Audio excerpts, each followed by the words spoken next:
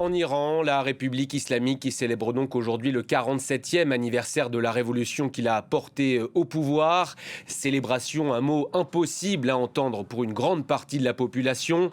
Le mouvement de contestation populaire débuté fin décembre a été réprimé dans le sang avec sur place plusieurs milliers de morts confirmés.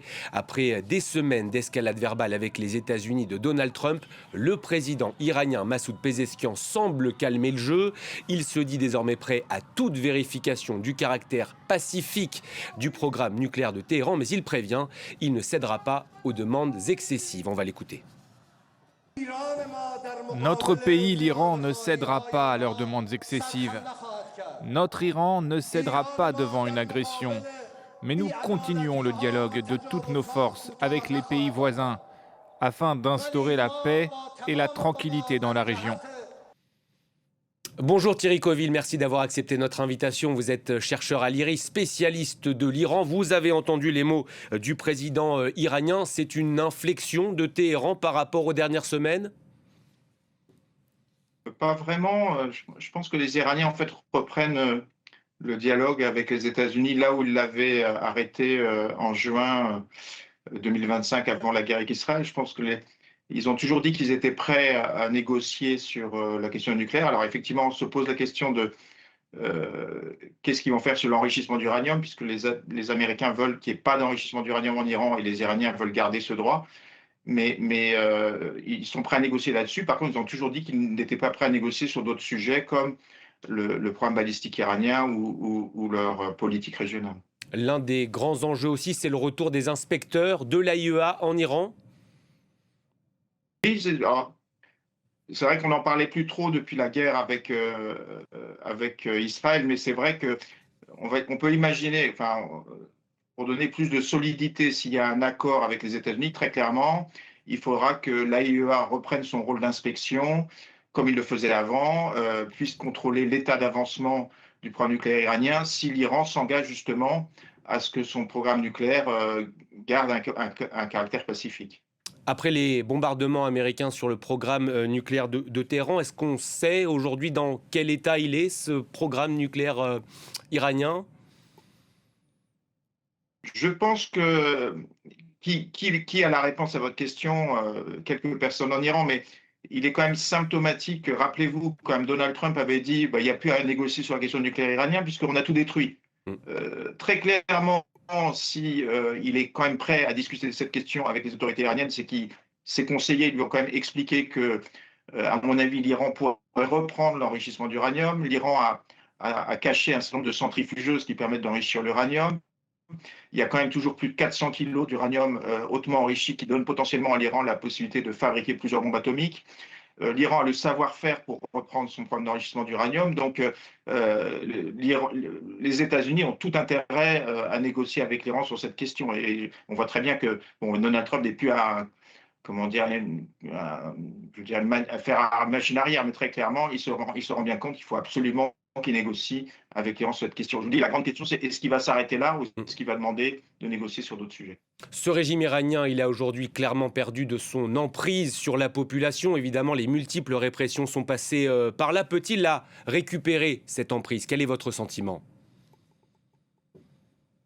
Vous posez encore une question difficile. Si vous voulez, on voit, j'en ai parlé dans mon dernier ouvrage, hein, on voit un recul de la légitimité, on va dire, de la République islamique d'Iran en Iran depuis des années, on va dire depuis la période d'Ahmadinejad.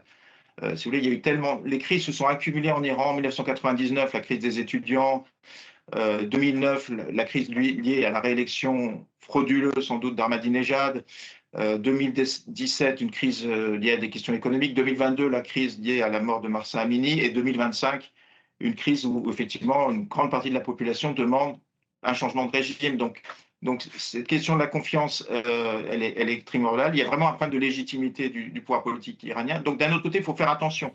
On entend un petit peu tout et n'importe quoi. Si vous regardez les chiffres, il y a encore quand même 14 millions d'Iraniens.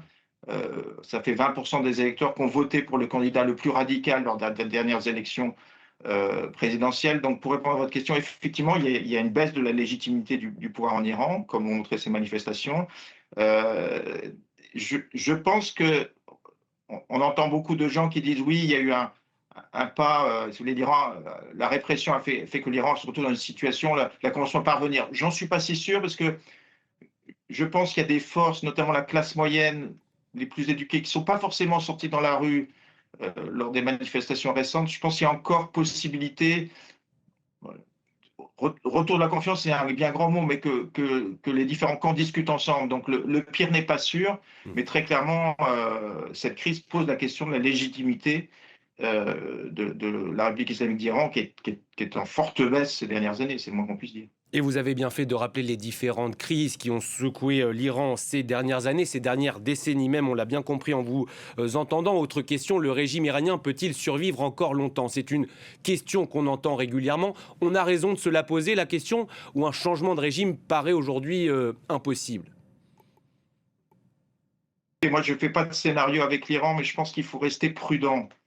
Comme je vous l'ai dit, l'Iran quand même, l'Iran est en poste, enfin, la révolution iranienne a été arrivée depuis 47 ans. L'Iran a, si vous voulez, il faut bien comprendre que l'Iran a même, c'est plus une situation de crise qui est la normalité pour eux qu'une situation de relation normale avec le reste du monde. C'est pour ça que l'accord de 2015, dont on n'a pas parlé, était tellement important, parce que l'Iran devait changer de posture et avoir des relations plus normales avec le reste du monde. Donald Trump a décidé qu'il en était autrement, a imposé des sanctions économiques qui ont ravagé l'économie iranienne, qui expliquent en grande partie pourquoi les gens sont sortis dans la rue.